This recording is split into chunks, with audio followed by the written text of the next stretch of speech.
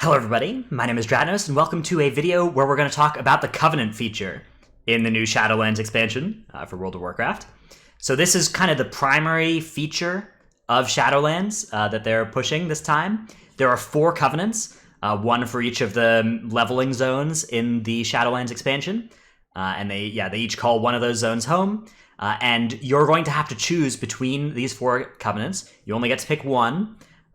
And they give you a set of unique rewards associated to that covenant. So what do they give you? You get access to a Sanctum, which is sort of like a class hall for that covenant that you'll be building up over time as the expansion progresses. Sort of cool, but again, not any kind of gameplay relevance as to which one you pick for that. Then there are the covenant abilities. The covenant abilities are the big specific things that you're going to be making a decision about between these 4 covenants. And I think that this is going to be the primary thing that's going to cause you to make a decision here. So each covenant brings one covenant ability that all members of that covenant get here. And then they also bring a class-specific covenant ability. So regardless of what class you're playing, if you pick the Kyrian covenant, you'll get Unburden, which dissolves you into pure anima, increasing your movement speed to 300%, slowing your falling speed, and propelling you forward for 4 seconds, while also reducing the radius at which enemies will detect you. And that's a 1-second cast on a 2-minute cooldown. So that'll happen regardless of which class you pick. But then, depending on which class you pick, you'll also get a specific ability for that covenant. Here, let me just move my camera over to the side here so that doesn't get in the way. So you'll find there are a bunch of different abilities that are associated with each covenant and each class. And some of these look really strong. My favorite among the ones, they've only shown the Kyrian class-specific abilities so far, but my favorite is the Paladin one.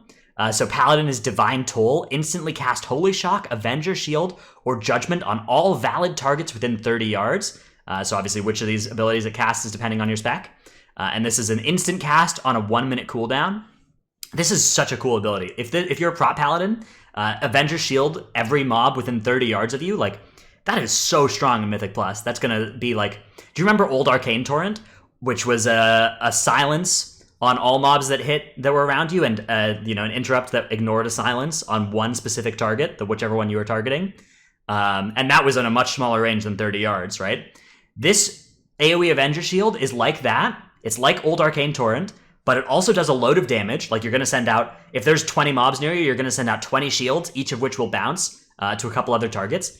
It will interrupt all of them, and it will silence all of them. So it's going to be even better than Avenger Shield, than Arcane Torrent was at that. And it's going to generate a load of threat. And since it's at 30 yards, you could just run between 3 packs of enemies that all have casters and would normally be hard to group, and you can just hit this button, and they'll all just come running at you, and by the time they reach you, then the silence will wear off, and you'll have grouped up all the casters that way. So this is extremely exciting, I think. But some of them are a little bit more, just kind of rotation-y. Echoing Reprimand, for instance, the rogue ability. You deal some damage to an enemy, and you get some of their anima, and it awards an anima-charged combo point, which is basically a combo point that you can use but doesn't actually go away. So that's going to give your rotation a little bit of cool, fluidity. You're going to be doing a couple more finishers within that 12-second window while you have that anima-charged combo point. And that's cool, but it's a different kind of cool than the Paladin one. And depending on your class, you're going to get to look at the Covenant abilities for all 4 Covenants and make a choice there. And you're going to get to choose between the general Covenant abilities that would happen to all the classes. Now, one of my concerns about these Covenant abilities is that some of these look like they're going to be really, really strong in Mythic Plus. All 4 of these are kind of Shroud replacement-y. They all could skip different things in Mythic Plus, but my expectation is that some are going to be better than others.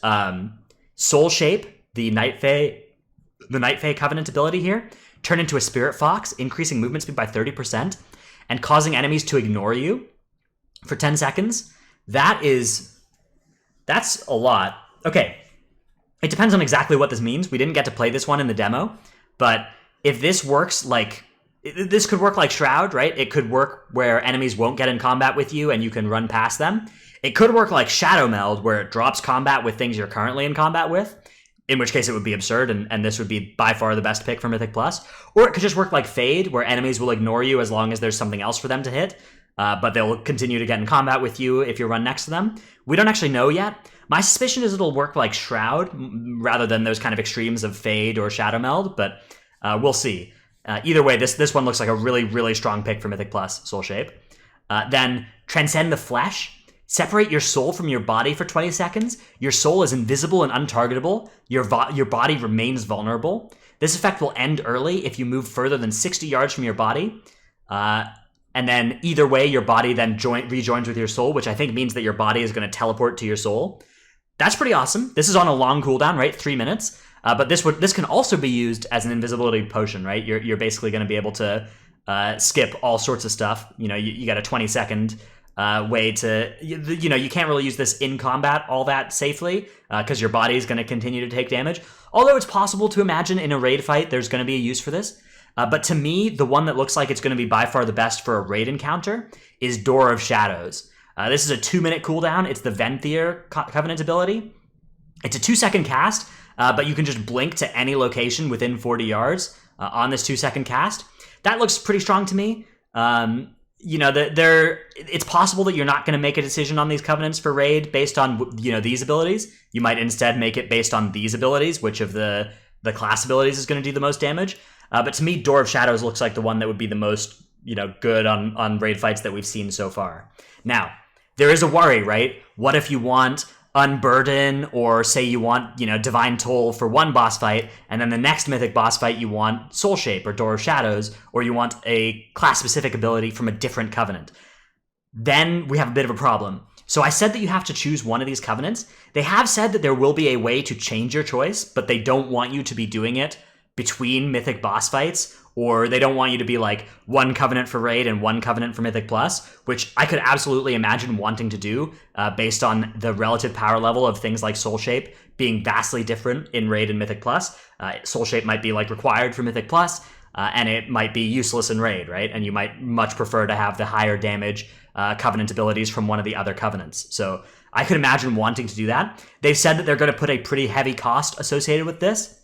I hope that they find a cost for this that is reasonable for people who are wanting to switch, but is not awful and, something that I will pay and be unhappy about. Because, if it's like a huge amount of gold that goes up every time you spend it, I'm still going to do that for progression, right? I'm going to spend however much gold they make me spend as long as I have it, or I'm going to have to just throw Mythic Plus by the wayside while I do my raid progression and then switch after raid, and I'm going to feel unhappy about that.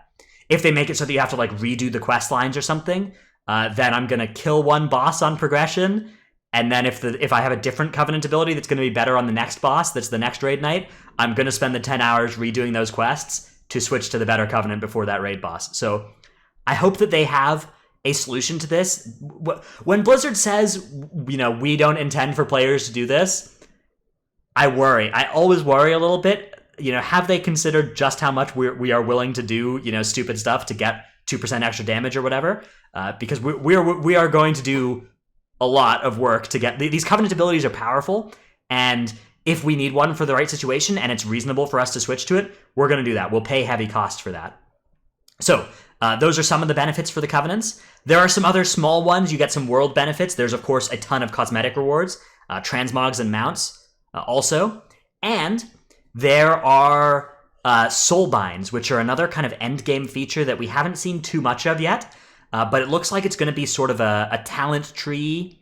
Okay, imagine, you remember Legion artifact weapons? Here's my guess for what Soulbinds are going to look like based on what they've told us so far. I imagine it's going to be like a Legion artifact weapon, where in order to unlock specific nodes, you have to actually earn that Soulbind, which means, killing a specific person or doing a specific task to bind something soul to your, talent tree. But then unlike Legion artifact weapons, you're going to actually have to make a choice which Soulbinds you want to have active for a certain encounter. So between the ones you've unlocked, you'll be able to use a specific amount of those at a certain time. And you'll be able to change that with like a Tome of the Tranquil Mind or whatever. That's pretty cool. And the Soulbinds are going to be different for the different covenants, apparently. So that's going to be, another thing that maybe there are really high damage Soulbinds available for the Necrolords, and so that's going to be the reason that every Mythic Raider takes Necrolords. I don't know. We'll have to see.